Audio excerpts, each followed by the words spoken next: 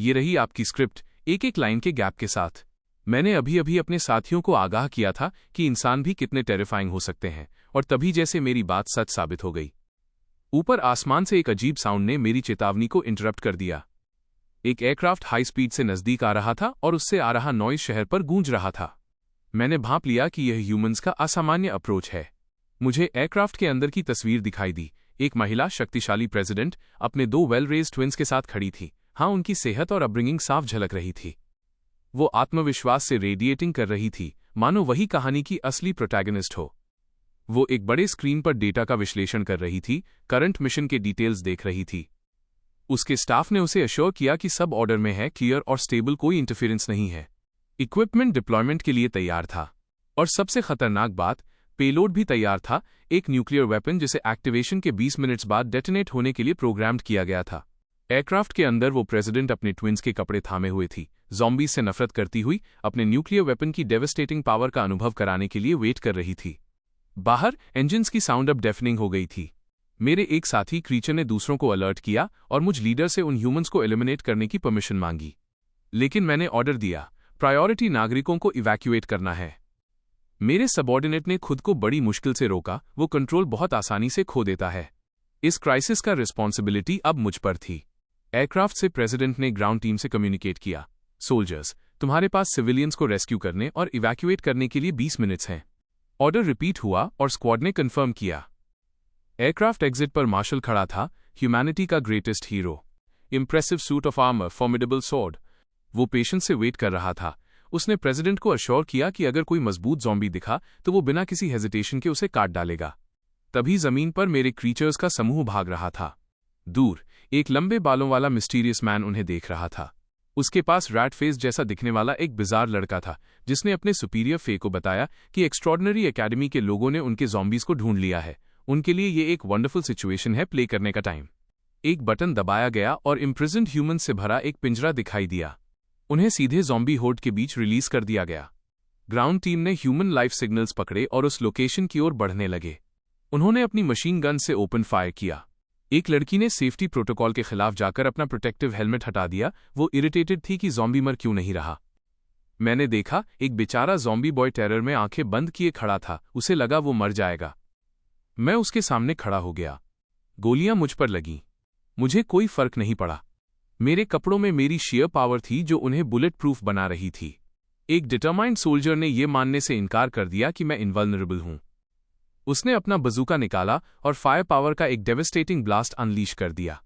एक बड़ा एक्सप्लोजन हुआ और थिक स्मोक चारों ओर फैल गया। धुएं में एक सोल्जर अपने सुपीरियर के पास पहुंचा, घबराकर सुझाव दिया कि मैं कोई साधारण ज़ॉम्बी नहीं हूं, बल्कि एक्स्ट्रॉर्डिनरी इंडिविजुअल हूं जो लोगों को बचाता है और रियलिस्टिक मास्क पहनता है। जब धुआं छटा तो मैं पूरी तरह अनहार्म्ड निकला।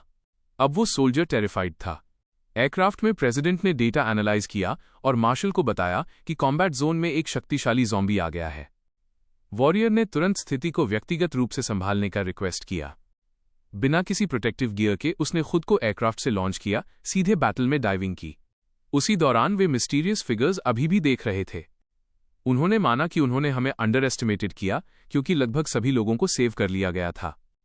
लंबे बालों वाले आदमी ने डिक्लेयर किया कि अब चीजों को और इंटरेस्टिंग बनाने का टाइम आ गया है। रैट फेस्ड युवक तुरंत समझ गया। उन्होंने ज़ॉम्बीज के होर्ड के बीच एक को एक्टिवेट किया। उसकी आंखें बदल गईं, आम अनियंत्रित रूप से बढ़ने लगी।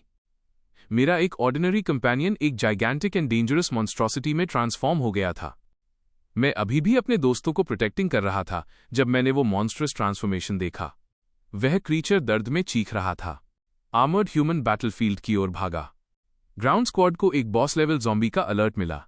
वे मोबिलाइज हुए, लेकिन उनके स्क्वाड लीडर ने सबको सरप्राइज करते हुए सेकेंड थॉट के बिना पीछे हटना शुरू कर दिया। फिर मुझे उसका एक्शन समझा। वो रिमॉर्स से भरा था, लेकिन उस एक्स्ट्रॉर्डनरी पर्सन मुझे की जान बचाना उसकी चॉइस थी। उसने मुझे अपनी बाहों में उठाया और खतरे के सेंटर से दूर इवैक्यूएशन व्हीकल में डाल दिया।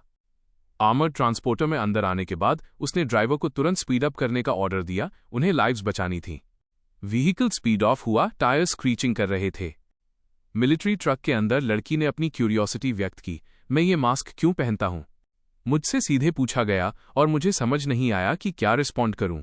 बैटल के हार्ट में ग्राउंड ट्रूप्स हक्के बक्के रह गए। मॉन्स्टर्स ज़ॉम्बी ने एक पूरी बस उठाकर सोल्जर्स पर फेंक दी। उसकी स्ट्रेंथ ओवरवेलमिंग थी। तभी सामुराई वॉरियर आया। अपनी ब्लेड के एक स्विंग से उसने बस को प्रिसाइज तरीके से 2 हिस्सों में काट दिया। सोल्जर्स चीयर कर रहे थे। अकेडमी का सामुराई आ गया, विक्ट्री निश्चित है। सामुराई ने क्रीचर के पास आकर सोल्जर्स को इवैक्यूएशन जारी रखने का ऑर्डर दिया। मॉन्स्टर अब उसकी रिस्पॉन्सिबिलिटी था। सिविलियंस का इवैक्यूएशन जारी था। स्क्वाड लीडर को सूचित किया गया कि डेंजरस ज़ॉम्बी इंटरसेप्ट हो गया है। ह्यूमंस के बीच मुझे एक वॉइस पहचानी हुई लगी, फेमिलियर। लड़की ने मुझे रियश्योर किया, वरी न करने को कहा। तभी मुझे अजीब लगा, जिस मास्क ह्यूमन मुझे को बचाने के लिए उन्होंने इतनी हार्ड लड़ाई लड़ी थी, वो डिसअपियर्ड हो गया था। मार्शल ने मेरे पूर्व कंपेनियन की ओर मुड़कर पूछा कि क्या उसे पेन हो रहा है। ज़ॉम्बी रेज में दहाड़ा वो अनकंट्रोल्ड वाइल्ड बीस्ट था।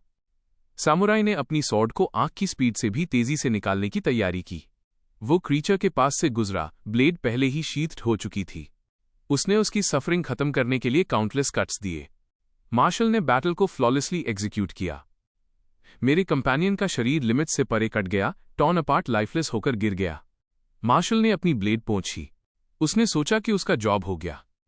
उसने जमीन पर पड़े अवशेषों को देखा और कामना की कि वो poor creature rest in peace करे।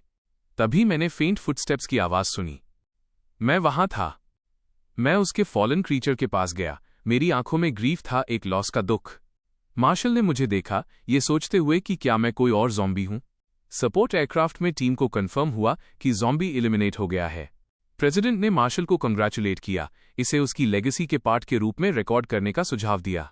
और मैं प्रोटैगनिस्ट अभी भी अपने नकाब के पीछे खड़ा था, अपनी आइडेंटिटी को छुपाए, ये जानता हुआ कि मैंने एक दोस्त को खो दिया है और ह्यूमंस का अगला अटैक न्यूक्लियर वेपन होने वाला है। क्या आप चाहते हैं कि मैं इस स्क्रिप्ट के आधार पर आगे की कहानी लिखूं या इसमें कोई बदलाव